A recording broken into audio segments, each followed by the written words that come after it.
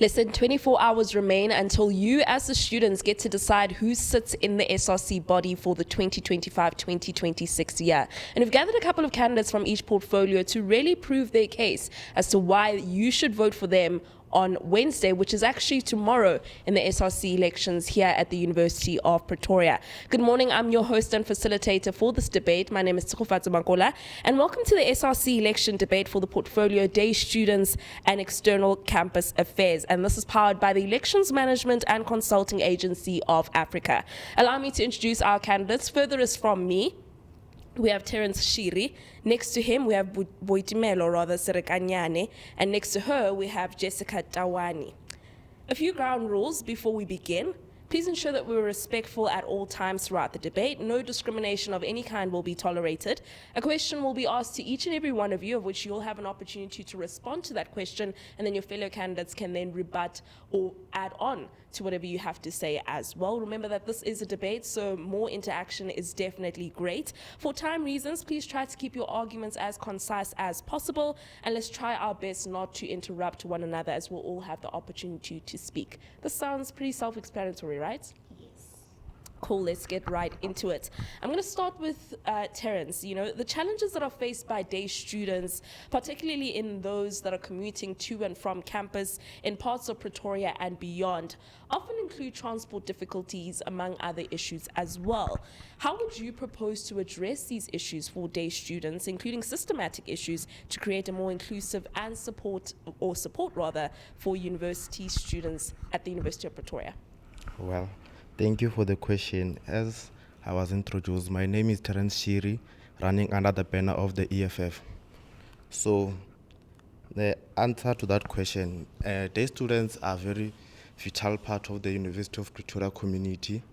Then on top of that, they face unique challenges via the transport, which affect them academically and overall experience.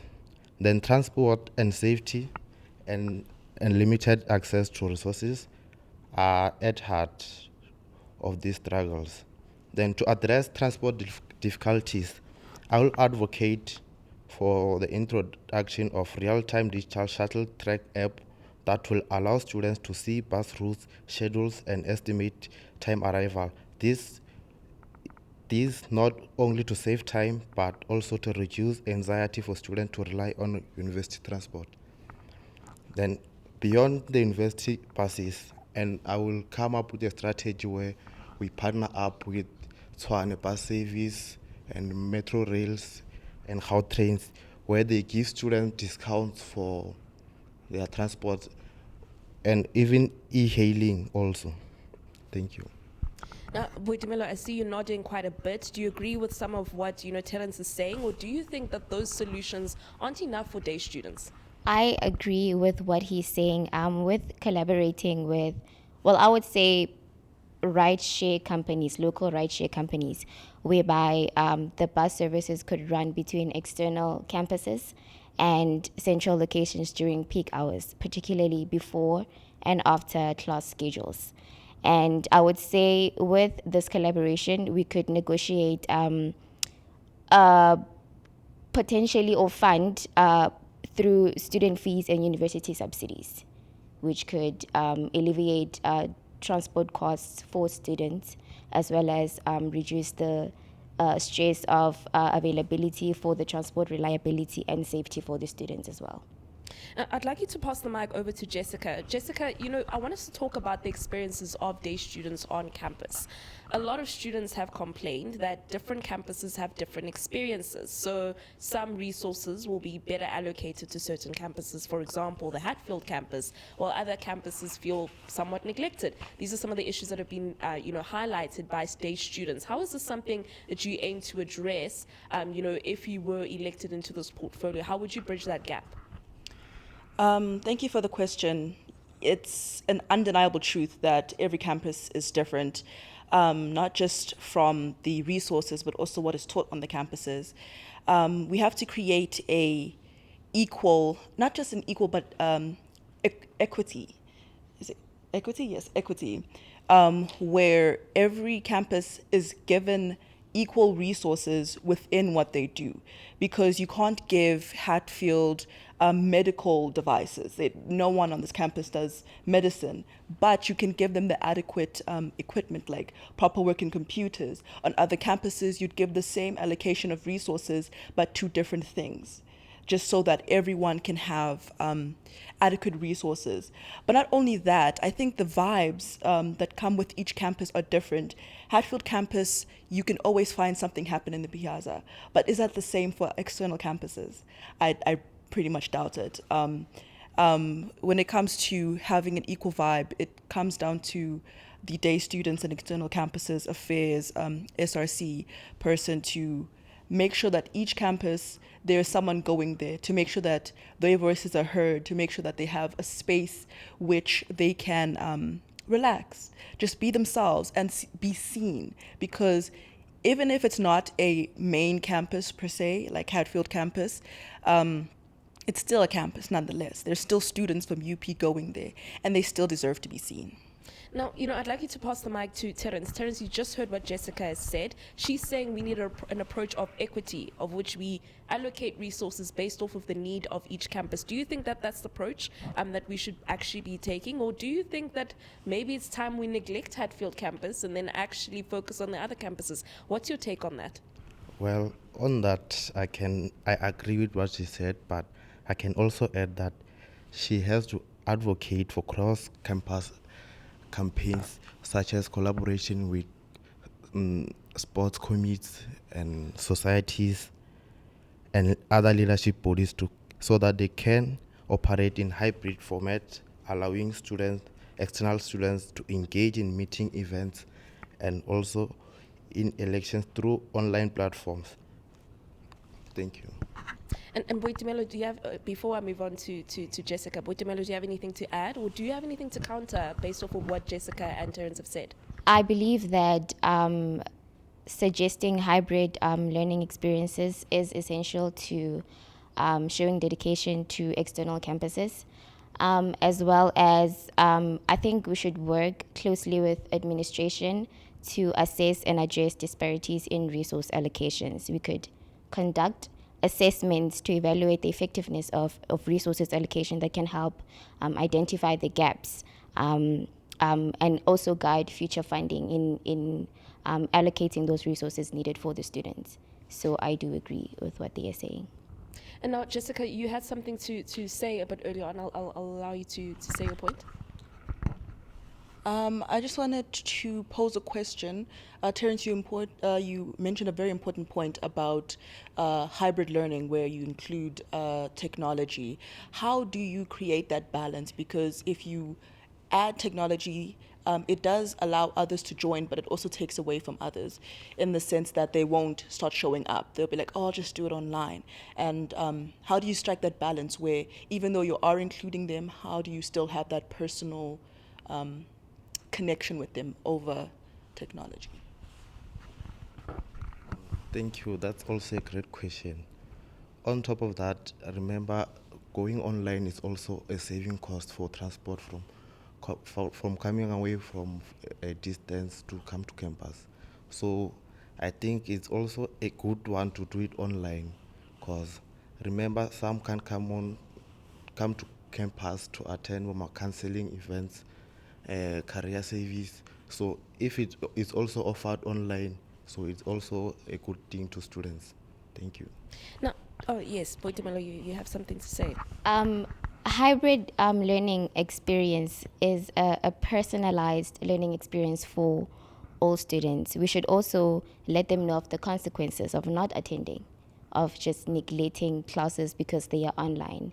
We should tell them about the repercussions that may come out of that. We should let them know before they decide to make any decisions, let them know of the consequences that they could arise from that, so that they can move forward with well-informed knowledge of what could happen, but also be given the opportunity to make that decision for themselves. Now, Boitumelo, I want you to keep the mic. There's a question I'd like to pose to you. Yes. You're talking about practicality, and I think Terence also brought up, practicality, allowing for hybrid classes, those kinds of things. A lot of students have complained about how certain class times and test times are not practical for them, right? Yes. Specifically day students, some that are commuting from further than Hatfield. A 7:30 class sometimes isn't practical. Writing a test that's very late in the day is sometimes not practical, especially for safety reasons as well. How do you plan to address that issue? I believe that with the transportation system that I would advocate for, it would be easier for students to commute before the class schedules that we normally get here at UP every semester. So I believe that with that, they can take the initiative to, at the end of the day, it's a student's responsibility to show up. And I believe that if we give them enough opportunity and groundwork or foundation to actually put them in a position to make those kind of decisions for themselves and be responsible for their own time, as well as knowledge of time management skills and workshops, I believe that they will be able to show up in time and be able to leave late at night with knowing that there are safety precautions in place for them. Terence, you've just heard what Boitumelo has said. Is this enough for students who don't live in Hatfield and have to attend 7:30 classes or write until very late in the evening? Yeah, on that one, I also support the statement of hybrid learning.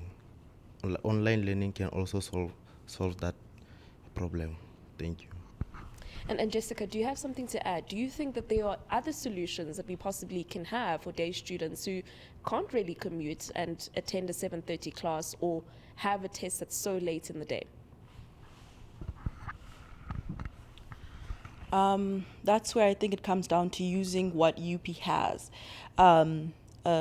Besides the funding specifically, I think also working with the facilities, safety and security portfolio of the SRC, because even if we have to focus on day students, we're still working together as a committee. So I think taking the resources, joining the resources rather, with the facilities, security and safety and the day students, we can implement security that is there on the buses so that when they go to take early students who want to be there physically on campus, they at least have someone to make sure that everything's okay, especially in high-risk areas. Also, mentioning and working on what Terence has said about the hybrid learning, I think that's also very important because there are special cases where others can't get to campus and they need a way to still attend the lectures, whether it's a recording or it's an online live lesson, it's still good. But that also means that attendance needs to be taken. And those who have online access need to be noted down, just so that we don't take away or allow those to not attend lectures because it's always going to be online. Then they're going to miss the physical, it's going to become, they're just not going to have the commitment to come to campus anymore. And, you know, I actually want to probe you more on that, and perhaps both yourself and Terence can elaborate more on this hybrid learning. Why is it so important for students, specifically day students, to actually come to campus? When you come to campus, you get the sense of community. I think if we go back to 2020 all the way to about 2021, 2022, during COVID times, we were forced to be online. Not everyone is great online. I know myself, I would sleep long hours and wake up maybe 3 p.m. just to watch the recording and move on. And in that, my grades suffered. And with university, it's already a tough environment where the work is tough. There's a lot of work, first of all, as well. So coming physically alleviates that stress and that pressure for those who need that physical help, who need to come here and ask the lecturer themselves, maybe be in a study group, things like that. I'd like to allow Terence to respond before I ask Boitumelo the next question. Well, adding on what she said, I think coming to campus is also important for socialism, because I believe in socialism too much. I think when you are at home, it's very rare to find someone waking up early in the morning just to go to study. So when you're here at campus, maybe you just find yourself waiting for someone. You can just enter library, keep doing something for that meantime. Then on top of that, I think it gives them to have the sense of belonging in the university community, because you can't say you are at a university but you are staying at home, learning at home, everything you are just doing at home. Thank you. Now, Butimelo, you've heard the context that both Terence and Jessica have given in terms of why it's important for students to be on campus. Given that, right, students do arrive on campus, but day students and students that are staying within Hatfield, whether it be on like within the residences or within like off-campus residences, have a different experience altogether, right? A lot of students that are in res have a much more, what many have described as a much more cool, student life that a lot of day students don't get to have. How will you plan to bridge that gap? How do you plan to allow, or rather help for day students to also have the same kind of student life experience that res students get to have as well? I believe that with we can do social experiment engagement activities or initiatives for day students on campus. When they do get the opportunity to be on campus, we will address it, do promotional campaigns to allow them extended time to prepare and actually get themselves on campus when they can for that day, to experience exactly how it is for students who stay within the perimeters of the school, to engage in peer support groups, in cultural workshops, in sports events, whereby they can engage with those students and maybe provide or get up industry professionals or UP alumni to come and provide a sense of their experience of what their lives were like when they were still students at the university, and how exactly that sort of changed their lives to be present and take initiative in participating in social engagements, so that they can furthermore take that first step to start engaging and be present and, I guess, enjoy the experiences that race students also experience. Now, Jessica, I see you're nodding quite a bit. Do you think that these are the right solutions to address this big gap that seems to be there with students who are, in res and day students? Yes, I do think it is the right approach. I think it's also important to include the faculty houses, because that is the one bridge that day students have with having to stay not in reses. I know during my short period of being within the EBIT faculty, it's hard to market the faculty itself, because day students don't really want to engage. But working with the faculties themselves, actually going and asking the students, what exactly do you want? Because we can't provide something that they're not going to use. It's going to become pointless.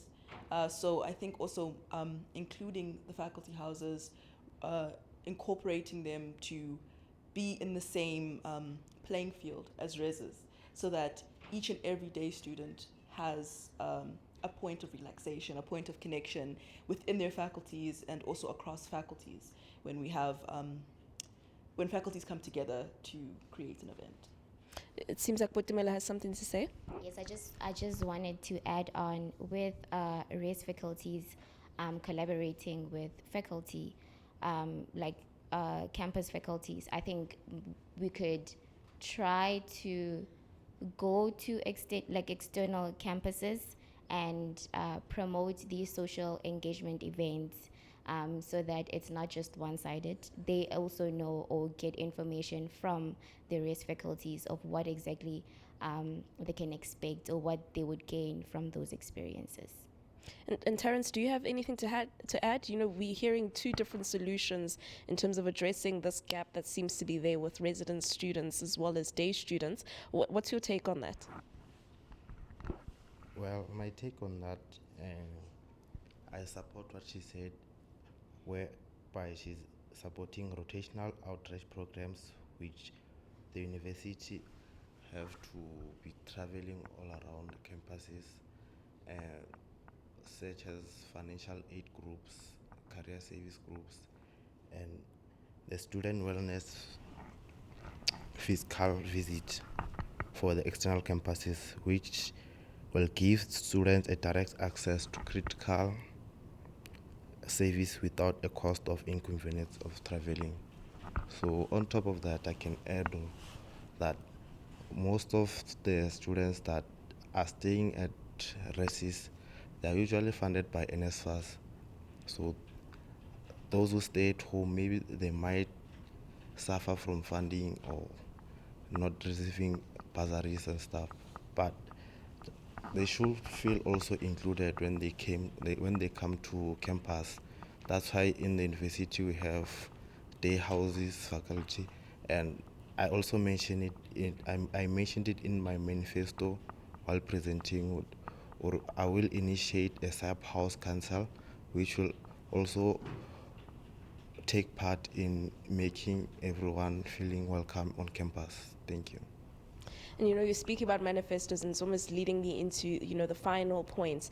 Each of you is going to have an opportunity to just have your parting shot. The elections obviously begin tomorrow, and students will be eagerly wanting to know who exactly they should vote for. So you'll have about a minute or so just to present your case and let voters know why they should vote for you specifically. So I think let's start with you, Terence. Well, on that one, I wanna bring a sense of belonging on campus, whereby there will be social events that will be hosted so that everyone can feel included. And on top of that, I have an experience of delays due to bus schedules that are here from Sunnyside to Hatfield, because currently the only bus from Sunnyside in the morning is 7 o'clock, then the next bus is 11 o'clock. What will happen if I have a 9 o'clock class? Which means you have to wake up on 7 o'clock to come to campus and wait for 9 o'clock campus. So I will be working on that, rescheduling the bus schedule, and also initiating that each and every 30 minutes the bus should be moving, regardless of the campus or what and the distance. So I will be working with the study finance and the treasurer so that we can raise funds for the transportation of students and the events. Thank you. And Boitumelo, why should students vote for you in this SRC election? With the academic success support services and health support services that the school currently offers, I believe that there is more we can do. There is a room for development. So I intend to work closely with the academic support groups and administration to bring knowledge to the students every quarter instead of once per semester, and also let the students be well informed about health services they can get apart from counseling. We could provide peer support groups per faculty or department, whereby students can come together and talk about the current issues on campus or in their faculties and provide solutions as a group. Also driving creative engagement and support system for the students. With regards to transportation, I believe that working with, or partnering rather with, local rideshare services would provide a sense of safety and reliability for the students, because they will not only have to rely on the bus schedules, but they will be able to request for their transportation at their own given time when they are prepared to come to school, instead of having to wait long hours. And I believe that funding for that would have to come from the university subsidies or student fees. And I would also believe that I will advocate for student safety initiatives, whereby we work closely with security to increase safety measures like well-lit pathways, or even maybe in future developing a safety app for the students, whereby they feel safe on campus They know where their friends are. They can share locations. They can the app could show like areas of high risk, whereby there are suspicious cars maybe in the area, and they would know exactly which routes are safer and which ones are not, which alleviates the safety precautions also for the students. I believe that yes, there is a sense of belonging that we need to advocate more of. And I believe that with the social engagements, students will feel free and feel at home and feel comfortable to engage more with their peers as well as their lecturers and with the SRC. And lastly, Jessica, why should students vote for you for the portfolio of day students and external campus affairs? Day students, no matter what campus you're on, no matter where you live, it shouldn't be a choice of academics versus access. At the end of the day, I will advocate and work for the students in gaining and achieving a sense of safety and security, as well as adequate resources for every campus to make sure that every campus is heard and is engaged with, because it's not fair that although you're far, that you can't be reached. I want to bridge that gap between having the highlights at Hatfield campus. I want there to be highlights at every other campus, so that even when people are posting on their statuses like, oh, I wish I went to Hatfield campus because something's always happening, it will end up being, I go to this campus because this is what is happening. And I want to make sure that no matter where you stay, no matter the risk of where you stay, no matter the security risk, that there is always someone there to make sure that you get to campus safely and you get home safely. Because you came here for a reason, and the next day should not be a guess or a wonder if tomorrow is the day you're not going to come to campus. It should always be a place where you have the opportunity to attend campus. Terence, Boitumelo, and Jessica, thank you so much for taking time to participate in this debate. A reminder that SRC elections officially kick off tomorrow, so be sure to exercise your right to vote. And these are the candidates for the portfolio, day students rather, and external current affairs.